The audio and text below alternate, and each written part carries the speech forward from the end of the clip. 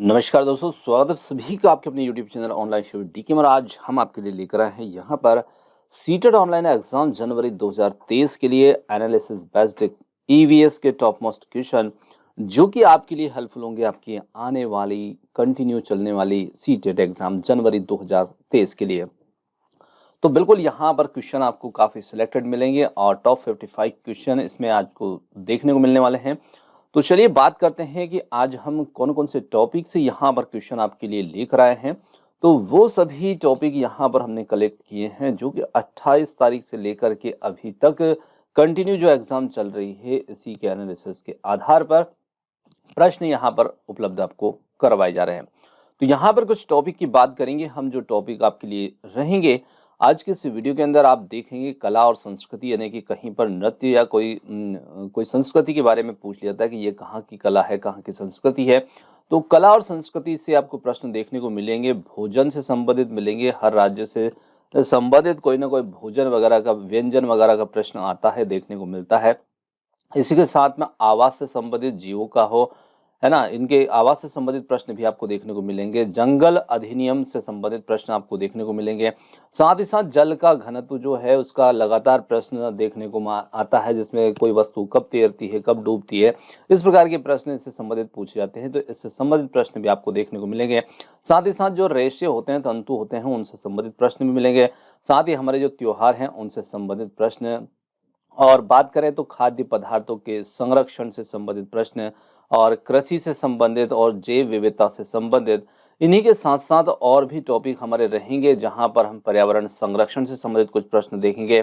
और आपके लिए यहां पर इसमें पर्यावरण पेडागोजी के क्वेश्चन भी ऐड कर दिए गए हैं, तो वो भी आपको इसी वीडियो के साथ साथ मिल जाएंगे। दोस्तों, पीडीएफ के लिए आप जा सकते हैं टेलीग्राम ग्रुप पर, और साथ ही साथ आपकी अपनी app online study with DK पर। और आपकी एग्ज़ाम होती है और आप यदि हमें कोई क्वेश्चन भेजना चाहते हैं तो यहाँ पर आप इस व्हाट्सएप नंबर का इस्तेमाल कर सकते हैं। चलिए बात करते हैं आगे थोड़ा सा ऐप के बारे में, न्यू व्यूवर्स को थोड़ा सा इंटरफेस दिखाने के लिए कि किस प्रकार की ऐप रहेगी, किस नाम से है। तो आप इसी नाम से यहाँ पर प्ले स्टोर पर जाकर के इसे डाउनलोड कर सकते हैं। चैनल का आपको मोनो उसमें देखने को मिल जाएगा। और साथ ही साथ जब जैसे आप अंदर एंटर करते हैं तो यहाँ पर आपको सीटेट ईवीएस रामबाण पीडीएफ, जिसमें 15 अंक आपके पक्के हो जाते हैं, और यहाँ पर थ्योरी रहेगी, साथ में आपको 500 एमसीक्यू देखने को मिल जाएंगे 2011 से लेकर के 2022 तक के। नाम मात्र की कॉस्ट प्राइस देखने को मिलेगी 49 रुपीज़ के साथ में। और यहाँ पर आपको मिल जाते हैं टेस्ट पेपर, जहाँ पर आप टेस्ट लगा सकते हैं, और कुछ टेस्ट यहाँ फ्री रहेंगे, कुछ टेस्ट यहाँ पर पेड रहेंगे। और इस प्रकार का इसका अंदर का इंटरफेस रहेगा जहाँ पर आप इन सब चीज़ों को प्राप्त इसमें कर पाएंगे। धीरे धीरे थोड़ा सा और भी अभी इसमें काम चल रहा है। तो चलिए अब आते हैं हमारे मेन टॉपिक आज के हमारे इन क्वेश्चन की ओर, और देखते हैं पर्यावरण के टॉप मोस्ट क्वेश्चन। देखिए, सबसे फर्स्ट क्वेश्चन की यहाँ पर बात की जाए तो काफी महत्वपूर्ण प्रश्न है ये। एनसीईआरटी का जो ईवीएस है कक्षा 5 का, उसका निकला हुआ प्रश्न है ये। तो काफी महत्वपूर्ण प्रश्न बनता है। बिहार के गांव में बहुत से किसान अतिरिक्त धन कमाने के लिए मधुमक्खी पाल करके शहद एकत्रित करने का कार्य करते हैं। मधुमक्खी पालन करने का सबसे अच्छा समय कौन सा होता है? देखिए, समय इसमें काफी महत्वपूर्ण है इस मधुमक्खी पालन में। और यहाँ पर जुलाई से सितंबर, जनवरी से मार्च, अक्टूबर से दिसंबर, अप्रैल से जून। तो इसके लिए सबसे बेहतरीन जो समय होता है वो होता है अक्टूबर से दिसंबर का।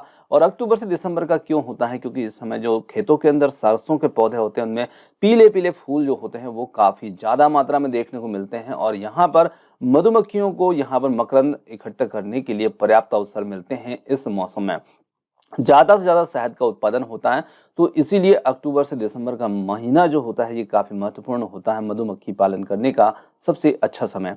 चलिए आगे चलते हैं, अगले प्रश्न की बात करें तो अगला प्रश्न आता है दूसरा। फिर यहाँ पर मधुबनी चित्रों को बनाने के लिए चित्रकारों के द्वारा उपयोग किए जाने वाले रंग होते हैं। तो ये रंग किसके बने होते हैं? ये चित्रकला से संबंधित प्रश्न है।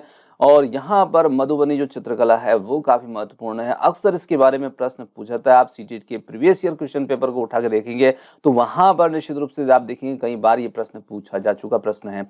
सोने चांदी के घोल को बनाकर गए पेंट या पीसे हुए चावल के रंगीन घोल विशेष प्रकार के से बने पोस्टर रंग अति उत्तम गुणवत्ता के फाइबर पेंट थे। तो यहाँ पर हमारा उत्तर हो जाता है पीसे हुए चावल के रंगीन घोल से ये चित्रकला जो है चित्रकारों के द्वारा बनाई जाती है। दूसरा विकल्प बन जाएगा उत्तर। आगे चलते हैं, अगला प्रश्न है यहाँ पर पेडागोजी के अंतर्गत पर्यावरण अध्ययन के शिक्षक के द्वारा बच्चों को जानवरों का अवलोकन और उनका चित्र बनाने के लिए प्रेरित करना उद्देश्य है। यह बच्चों में सृजनात्मकता का विकास करेगा, बच्चों में अवलोकन और रचनात्मक कौशल का विकास करेगा, बच्चों में सौंदर्य का संवेदना का विकास करेगा। कौन सा विकास बच्चों में यहाँ पर इनके माध्यम से होगा? तो यहाँ पर इसके लिए कोट दे रखे हैं 1 2 3 और 1 2 या 1 2 3। तो यहाँ पर कौन सा कोट सही होगा? क्या तीनों सही है, केवल 2 सही है, या 1 सही है, या केवल दूसरा सही है? तो इसके लिए सीधे उत्तर की बात करें तो यहाँ पर तीसरा विकल्प होगा, जिसमें हमारा कोट 1 2 और 3 तीनों ही इसमें यहाँ पर सही देखने को मिलेंगे, क्योंकि इनके माध्यम से बच्चों के अंदर सृजनात्मकता, रचनात्मक कौशल और संवेदना आदि का विकास होता है। चलिए आगे बढ़ते हैं। अगले प्रश्न की बात करें तो अगला प्रश्न यहाँ पर राष्ट्रीय पाठ्यचर्या रूपरेखा 2000 के अनुसार पर्यावरण अध्ययन को कक्षा के किस समूह में स्थान दिया गया है? तो देखिए यहाँ पर आज हम देखते हैं तो हमारे जो प्राइमरी स्कूल्स होते हैं वहाँ पर पर्यावरण आपको कहाँ से देखने को मिलता है? तो पर्यावरण हमें देखने को मिलता है कक्षा 3 से 5 के बीच में। तो ज़्यादा समझाने की, इस पर बात करने की इस पर ज़रूरत यहाँ पर नहीं है। तीसरी से 5वीं कक्षा में ये समूह को स्थान दिया गया है। आगे चलते हैं। एक शिक्षक पढ़ाते समय श्रव्य दृश्य सामग्री एवं शारीरिक गतिविधियों का प्रयोग करता है, क्योंकि अधिगम वृद्धि में अधिकतम इंद्रियों का उपयोग करते हैं, शिक्षक को आराम उपलब्ध कराते हैं, प्रभावी आकलन को सुगम बनाते हैं, शिक्षार्थियों को दिशा परिवर्तन उपलब्ध कराते हैं। तो यहाँ पर हम कह सकते हैं कि जब शिक्षक यहाँ पर पढ़ाते समय श्रव्य दृश्य सामग्री एवं शारीरिक गतिविधियों का प्रयोग करते हैं तो वो चाहते हैं कि अधिगम में वृद्धि हो, और उसमें अधिगम में वृद्धि के लिए अधिकतम इंद्रियों का उपयोग बच्चे करते हैं। इसलिए ऑप्शन नंबर फर्स्ट जो होगा वो हमारा यहाँ पर उत्तर हो जाएगा। आगे चलते हैं, अगले प्रश्न की बात करते हैं। रिक्त स्थान के अलावा निम्नलिखित पर्यावरण अध्ययन के पढ़ाने की विधियां हैं, तो एक को छोड़कर के बाकी सब विधियां हैं। तो देखिए व्याख्यानों के द्वारा स्पष्ट करने को छोड़ करके बाकी सब यहाँ पर ये सब तीनों ही पर्यावरण अध्ययन पढ़ाने की विधियां, क्योंकि व्याख्यान द्वारा स्पष्ट बड़ी कक्षाओं में किया जाता है, ना कि प्राइमरी मिडिल कक्षाओं में। आगे चलते हैं। अगला प्रश्न हमारा झूम खेती से काफी महत्वपूर्ण प्रश्न। झूम खेती होती केरल, बिहार, मेघालय, तमिलनाडु। तो यहाँ पर उत्तर हो जाता है ऑप्शन थर्ड, मेघालय में। चलिए आगे चलते हैं, अगले प्रश्न की बात करते हैं। मानव विकास के क्रम में 2 पैरों पर चलने का सबसे बड़ा लाभ कौन सा है? तो देखिए मानव विकास के क्रम में मनुष्य 2 पैरों पर चलने का सबसे बड़ा लाभ कौन सा है? शरीर को अच्छी प्रकार से आधार देना, शरीर का भार कम होना, हाथ स्वतंत्र रूप से अधिक मस्तिष्क की आज्ञा अनुसार कार्य कर सकते हैं, अधिक तेज चाल। तो उत्तर हो जाता है हाथ स्वतंत्र रूप से मस्तिष्क की आज्ञा अनुसार कार्य कर सकते हैं। ऑप्शन थर्ड बन जाता है यहाँ पर उत्तर।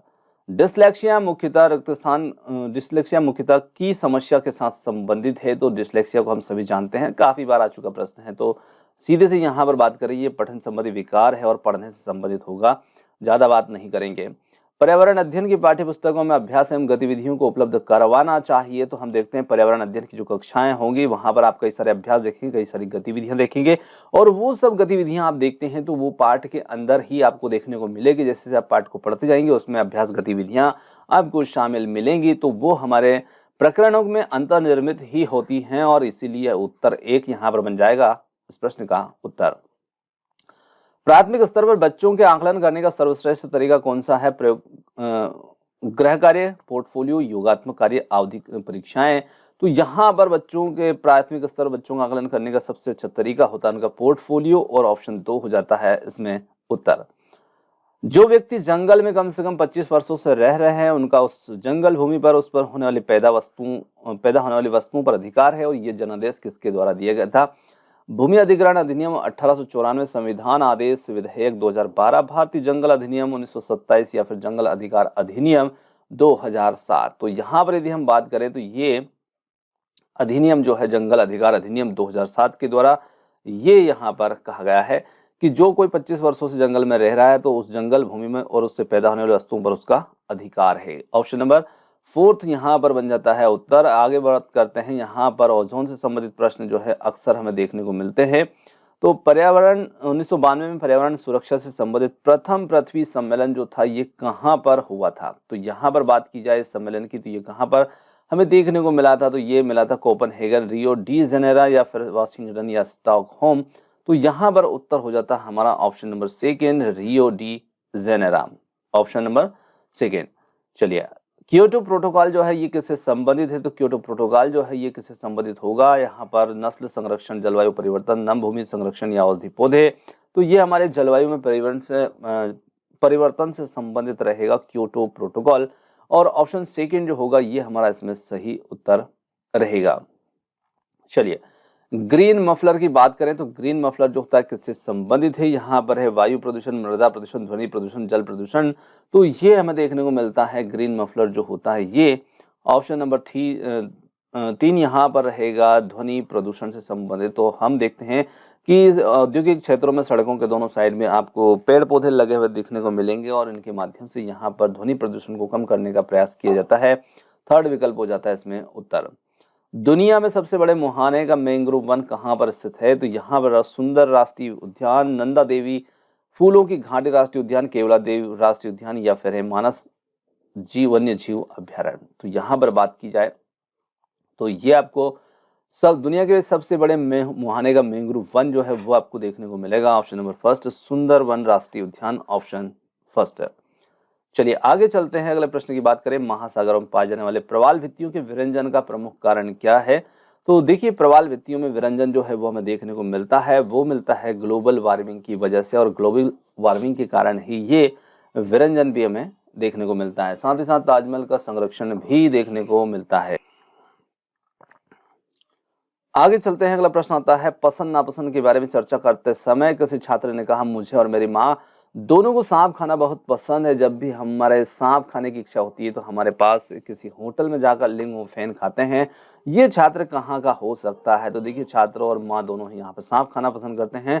तो इस प्रकार के जो छात्र होते हैं और ऐसी माँ जो होती है वो हमें देखने को मिलेगी हांगकांग के अंदर, क्योंकि वहाँ के लोग जो होते हैं ना वहाँ सांप खाना उनको बहुत पसंद होता है। उनका लिए प्रसिद्ध व्यंजन होता है यहाँ पर सांप की डिश जिसे हम लिंग हो फैन के नाम से जानते हैं। चलिए ऑप्शन सेकंड यहाँ पर उत्तर होगा। स्वर्णिम रेशा इनमें से किसे कहा जाता है? काफी महत्वपूर्ण प्रश्न है। स्वर्णिम रेशा चाय, कपास, जूट, रबर। तो उत्तर हो जाता है यहाँ पर जूट या पटसन जो होता है उसे स्वर्णिम रेशे के नाम से भी जाना जाता है। बिहू भारत के किस राज्य का लोक नृत्य है? तो यहाँ पर बिहू जो है असम,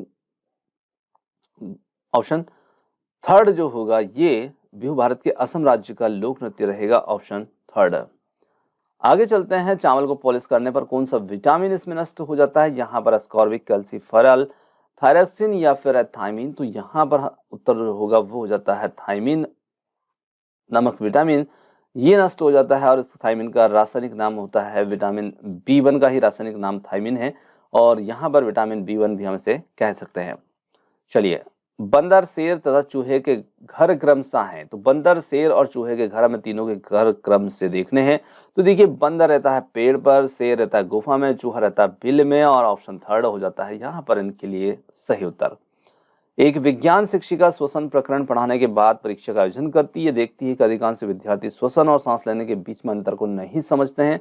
यह किसके कारण हो सकता है?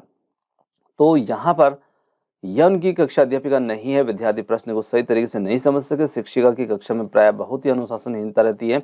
वह कक्षा में प्रभावी तरीके से संबंधित संकल्पना को व्याख्याकित नहीं कर सकती है।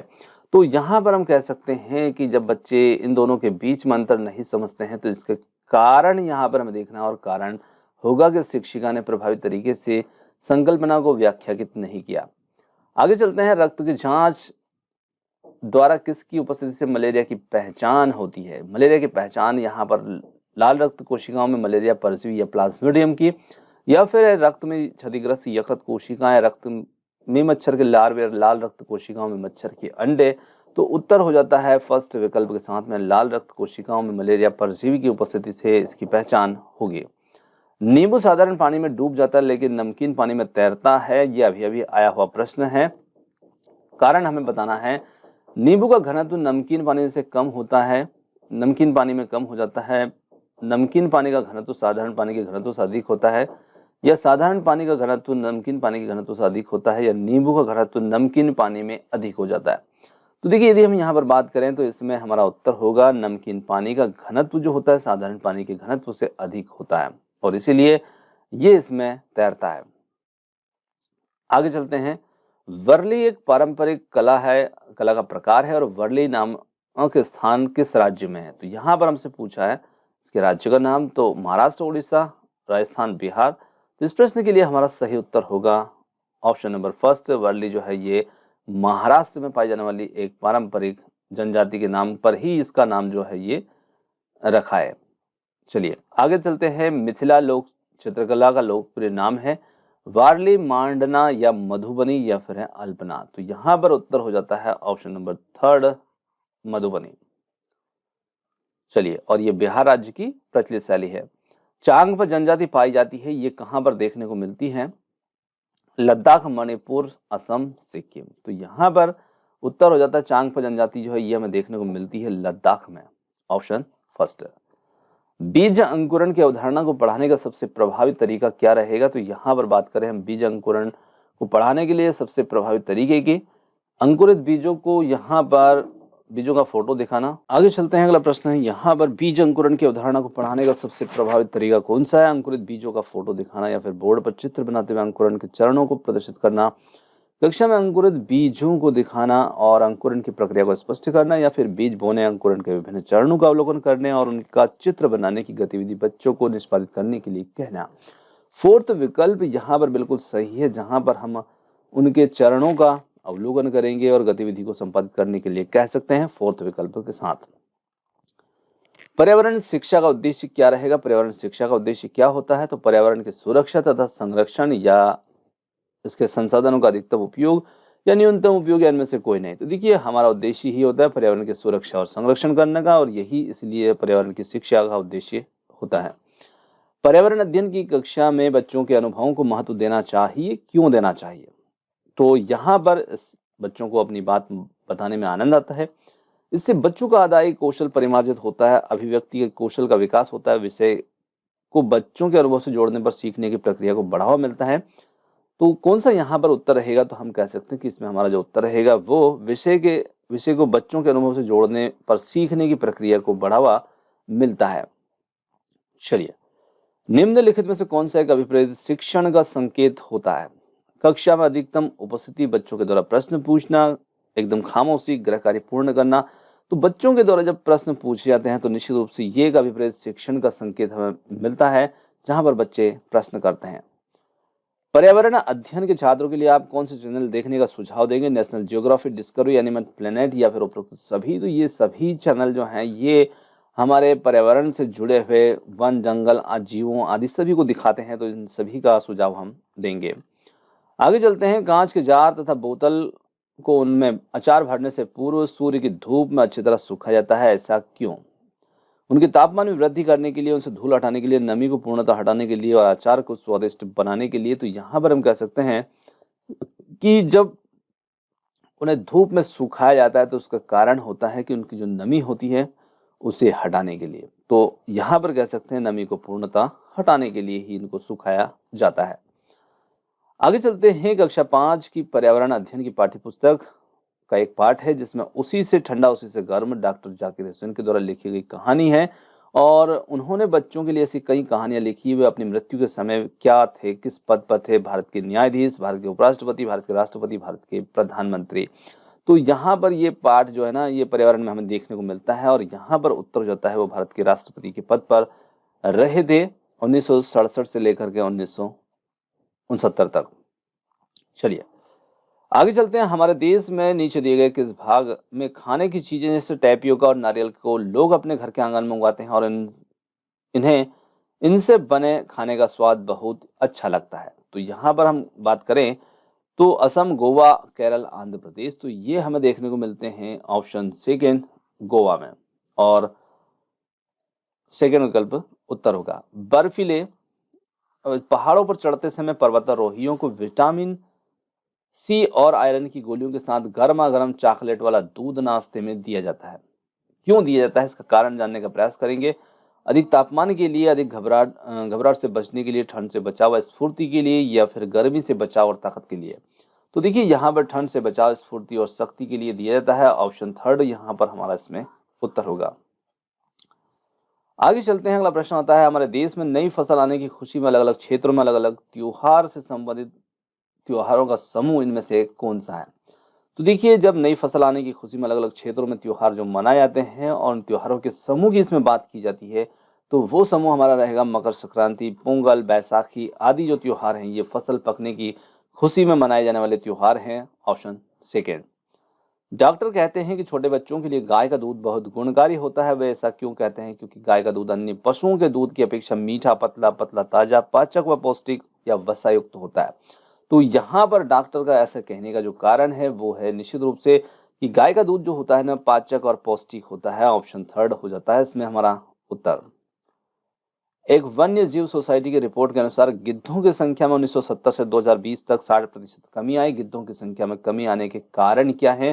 तो इसका कारण हमें देखने को मिलता है कीटनाशकों का अधिक उपयोग, पेड़ पौधों को अधिक लगाना या जैविक खाद का अधिक प्रयोग या गिद्धों का अन्य देश की ओर पलायन। तो यहाँ पर हम कह सकते हैं कीटनाशकों का अधिक उपयोग से इनकी संख्या में 60% तक कमी हमें देखने को मिली है। ऑप्शन फर्स्ट उत्तर होगा। रोशनी ने बहुत ही जतन से आम का अचार डाला। उसने आम के छोटे छोटे टुकड़ों को मसाला लगाकर बर्तन में भर दिया, लेकिन अचार खराब हो गया। कारण हमें पता करना है। अचार में नमक की मात्रा अधिक थी। अचार गीले हाथ से या चम्मच से निकाला गया था। बर्तन धातु से बना था या अचार का बर्तन प्लास्टिक का नहीं बना था। तो देखिए, जब अचार को गीले हाथ या गीली चम्मच से निकाला गया है तो यहाँ पर अचार खराब होने की संभावना बनी रहती है। और दूसरा विकल्प यहाँ पर हो जाता है इस प्रश्न के लिए उत्तर। तो ऑप्शन सेकेंड हमारा उत्तर होगा। पहाड़ी व ठंडे क्षेत्र जैसे लेह लद्दाख आदि में पाए जाने वाले जानवरों के शरीर की बनावट इस प्रकार की होती है जिससे वे अत्यधिक ठंड में भी जीवित रह सकते हैं। गर्दन का लंबा होना, पैरों का गद्देदार होना, शरीर पर घने बाल होना और लंबे बाल होना, विशालकाय भारी शरीर। तो यहाँ पर हम देखते हैं कि ऐसे क्षेत्रों पर पाए जाने वाले जीव होते हैं, उनके शरीर पर घने और लंबे बाल होते हैं, जिनकी वजह से वो अत्यधिक ठंड से भी बचाव के लिए अनुकूलन उनके अंदर देखने को मिलता है। अभिनव बगीचे में गया। उसने सूर्यमुखी के फल पुष्प देखे और उनका मुख पश्चिम दिशा की ओर था। बताइए अभिनव किस समय बगीचे में गया? तो देखिए, जब पुष्प का मुंह जो है जब पश्चिम की ओर था तो सूर्यमुखी का पुष्प होता है सूर्य की दिशा में ही होता है। तो यहाँ पर अभिनव जो है वो सुबह के समय, शाम के, रात के, दोपहर के, तो शाम के समय वो देख यहाँ पर गया होगा, मतलब 4-5 बजे के समय। और उसी समय सूर्य जो होता है वो पश्चिम की ओर हमें देखने को मिलता है। तो ऑप्शन सेकेंड होगा उत्तर। अगला प्रश्न है, खड़िन, बंदिश, आहार, कट्टा आदि परम प्राचीन परंपरागत संरचनाएं हैं जो कि यहाँ पर उदाहरण है निम्न का। तो ये सभी किसका उदाहरण है? अन्न भंडारण, काष्ठ भंडारण, जल संग्रहण या मृदा संरक्षण। तो ये सभी जल संग्रहण की प्राचीन परंपरागत संरचनाएं हैं जिनके माध्यम से जल को संरक्षित किया जाता था। खड़िन, बंदिश, आहारम, कट्टा के माध्यम से। टुंड्रा प्रदेश के निवासियों के आवास को हम क्या कहते हैं? क्रॉल, ट्यूपी, इग्लू या घर। तो यहाँ पर इन्हें हम कहेंगे ऑप्शन थर्ड के साथ में इग्लू, और यही हमारा इसमें उत्तर होगा। स्थानीय जैव विविधता को क्या कहा जाता है? Gamma, beta, alpha, x. यहाँ पर हम कह सकते हैं कि इसे हम स्थानीय जैव विविधता को अल्फा जैव विविधता के नाम से जानते हैं, और थर्ड विकल्प होगा उत्तर। भारत की प्रचुर जैव विविधता के लिए सर्वाधिक उत्तरदायी कारक कौन सा है? तो यहाँ पर सर्वाधिक उत्तरदायी कारक की बात करें, भौगोलिक दशाएं, राजनीतिक, आर्थिक, वैज्ञानिक। तो इसमें हमारी भौगोलिक दशाएं ही जिम्मेदार होती है इस जैव विविधता के लिए, और इसी की वजह से हमें प्रचुर जैव विविधता देखने को मिलती है। स्वस्थानीय संरक्षण में कौन शामिल होगा? जैवमंडल संरक्षण, राष्ट्रीय उद्यान, वन्य जीव अभ्यारण्य, पवित्र जंगल, या 1-2, 1-2-3, 2-3-4 या फिर 1-2-3-4। तो यहाँ पर उत्तर हो जाता है 1-2-3-4, यानी कि ये सभी इसमें स्वस्थानीय संरक्षण में शामिल होंगे। आगे चलते हैं। दत्तकारी के संबंध में निम्नलिखित में से कौन सा कथन सही है? यहाँ पर हमें देखना है दत्तकारी के संबंध में। तो दत्तकारी के संबंध में यदि हम सही कथन की बात करें तो देखिए, दत्तकारी जो होता है वो बच्चों को सूचना खोजने और अपने विचारों का निर्माण करने और उन्हें उच्चारित करने का अवसर प्रदान करता है। फोर्थ विकल्प होगा हमारा उत्तर। भारोत्तोलकों को प्राय ज्यादा मांसपेशियां और बॉडी मास की आवश्यकता होती है। इस उद्देश्य से उन्हें ऐसा आहार लेने की आवश्यकता है जो रिक्त स्थान से भरपूर हो। तो देखिए, जो भारोत्तोलक होते हैं ना, उन्हें ज्यादा से ज्यादा मात्रा में किस भोजन की आवश्यकता होती है? जो प्रोटीन से संबंधित हो, प्रोटीन से युक्त हो, ऐसा भोजन उन्हें लेने की आवश्यकता रहती है। तो ऑप्शन डी हमारा इसमें उत्तर होगा। कक्षा 5 की पर्यावरण अध्ययन की पाठ्य पुस्तक के एक पाठ में सर्वेक्षण और लेखन पर एक भाग मुख्य उद्देश्य है इसके। तो इसके मुख्य उद्देश्य क्या रहेंगे? शिक्षार्थियों को अवसर उपलब्ध कराना कि वे चीजों को खोजें और सीखें, विषय की आधारभूत अवधारणाओं को सीखने में विद्यार्थियों की मदद करना, और थर्ड है विद्यार्थी को व्यवहारिक कौशलों में सुधार करना, फोर्थ है शिक्षार्थियों की सामान्य जानकारी का आकलन करना। तो यहाँ पर हमारा सही उत्तर जो रहेगा वो रहेगा शिक्षार्थियों को अवसर उपलब्ध कराना और वे चीज़ों को खोजें और सीखें जिसका उद्देश्य होता है ऑप्शन फर्स्ट। निम्नलिखित के लिए कौन से प्राथमिक स्तर पर पर्यावरण अध्ययन में आकलन के लिए उपकरण या तकनीकें हैं? परियोजना, जर्नल लिखना, क्षेत्र भ्रमण, विचार मानचित्र। और यहाँ केवल बी और सी सही है, डी सही है, ए बी सी डी सही है या केवल ए बी सही है? तो देखिए यहाँ पर ए बी सी डी यानी कि चारों ही तकनीकें यहाँ पर सही होंगी आकलन के लिए।